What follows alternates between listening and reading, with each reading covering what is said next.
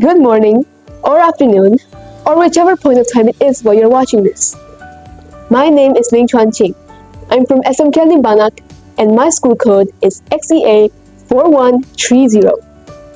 It is a privilege to be discussing something very meaningful today, that is this book, Making Sense of the Unseen Pain, by mental health advocate Sharifah Nadira. But before that, I want you to think about this. We all know what a wound looks like, and we surely know how painful it can be.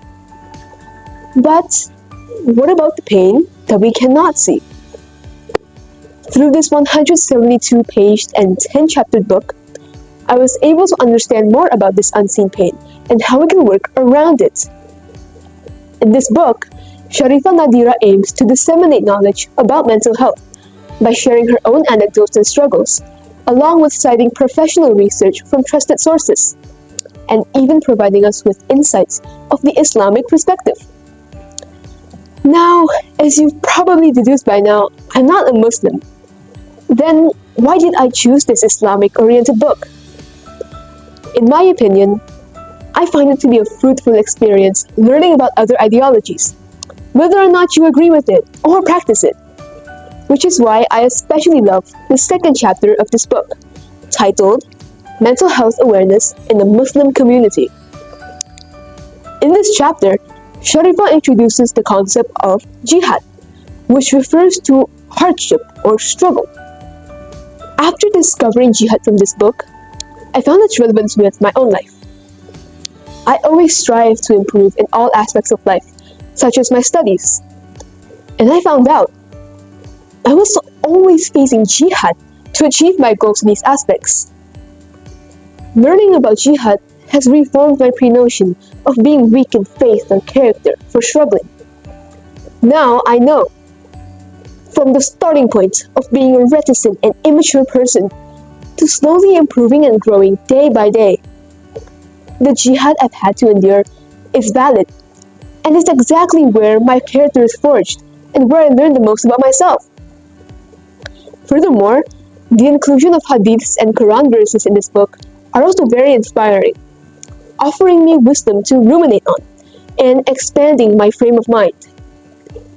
Beyond those spiritual insights, I also love how the book delves into the critical issue of mental health stigma. Sharifah addresses the misconceptions and stigma surrounding mental health, inviting readers to rethink their perspectives and approach the topic with greater empathy.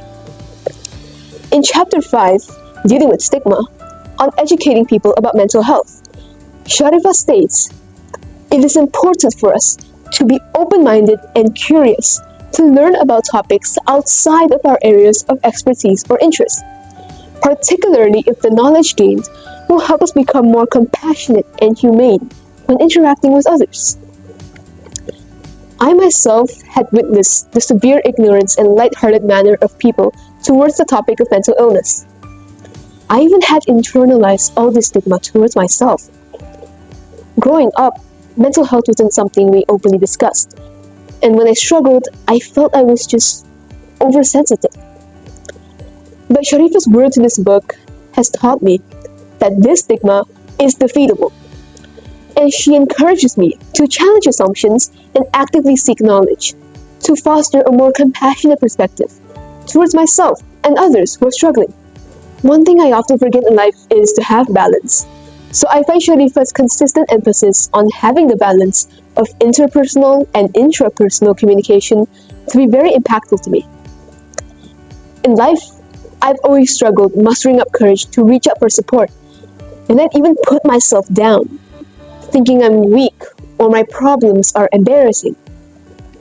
But this book has reminded me personal strength and the support I give and receive from others are equally important, and to have the balance between them is essential in navigating life's challenges. Now, remember the poem from the beginning of this video? Well, that is also one of the minute details of this book that I absolutely adore. I thrive on writing and drawing as emotional outlets, so these niceties has definitely added a beautiful depth in the book for me. Their presence not only enhances my reading experience, but also invites reflection, making the journey through Sharifah's words even more profound and resonant. Ultimately, making sense of the unseen pain has taught me that healing is not a destination, but a continuous journey, and that it is possible to understand and unravel that unseen pain. In my journey through this book, I was reminded of the words by German philosopher Friedrich Nietzsche.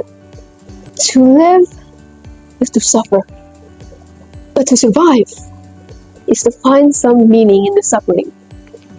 And I'd say this book has helped me a lot in that facet. Thank you very much for lending your time listening to me. And before I leave, always remember, the more that you read, the more things you will know.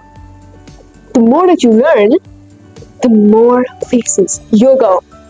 Till we meet again.